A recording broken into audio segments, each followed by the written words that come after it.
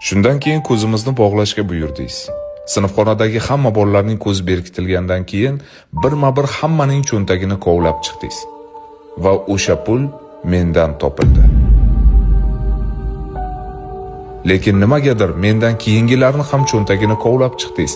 Oxirida pulni Vohidovga berib, kim olgani haqida umuman hech kimga gapirmadingiz. O'shandan keyin sizni har gal ko'rganimda o'zimni noqulay his qilib yurardim. Lekin siz meni ko'rganingizda hatto o'zimga ham bu narsani bildirmagansiz. Meni izza qilib, sharmanda qilishingiz ham mumkin edi. Bu ishni ham qilmagansiz. Hozirda katta ishda ishlayapman. Yaqinda Yevropadan keldim.